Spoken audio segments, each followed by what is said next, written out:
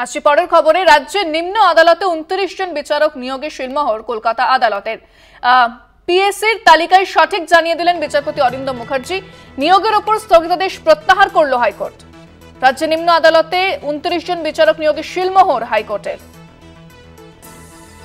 পিএসসির তালিকায় সঠিক জানালেন বিচারপতি অরিন্দম মুখার্জি।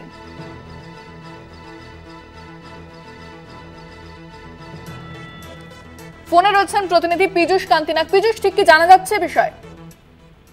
দেখো, রাজ্যের 29 জন নিম্ন আদালতের বিচারকের নিয়োগে শিলমোহর কলকাতা হাইকোর্টের।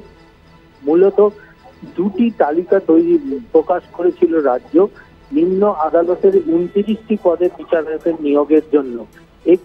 একটি তালিকা ছিল সরাসরি শূন্য পদে নিয়োগ হবে, অপর তালিকাটি ছিল সম্ভাব্য তালিকা।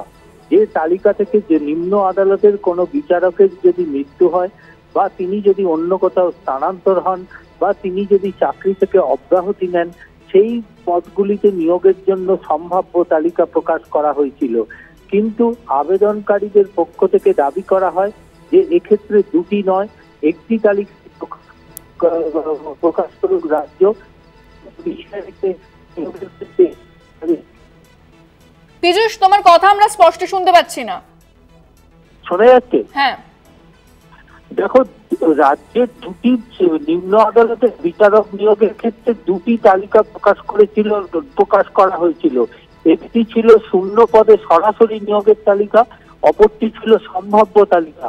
যে সম্ভাব্য তালিকা থেকে রাজ্যে যে সমস্ত বিচারকের পদে যদি কেউ অব্যাহতি নেন বা কারুর মৃত্যু হয় বা কেউ যদি স্থানান্তর হয় অন্য জায়গায়, সেই সব শূন্য পদে নিয়োগের জন্য সম্ভাব্য তালিকা প্রকাশ করা হয়েছিল।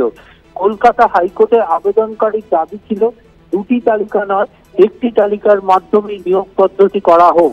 কিন্তু কলকাতা হাইকোর্টে সুপ্রিম কোর্টের বিভিন্ন জাজমেন্ট রেফার করাবার পর বিচারপতি পরিষ্কার জানিয়ে দিয়েছেন দুটি তালিকাই সঠিক, অর্থাৎ 29 জন বিচারকের নিয়োগের ক্ষেত্রে দুটি তালিকা থেকেই করতে হবে এবং নির্দিষ্ট নিয়মে সেই তালিকা থেকে নিয়োগ পদ্ধতি চলবে।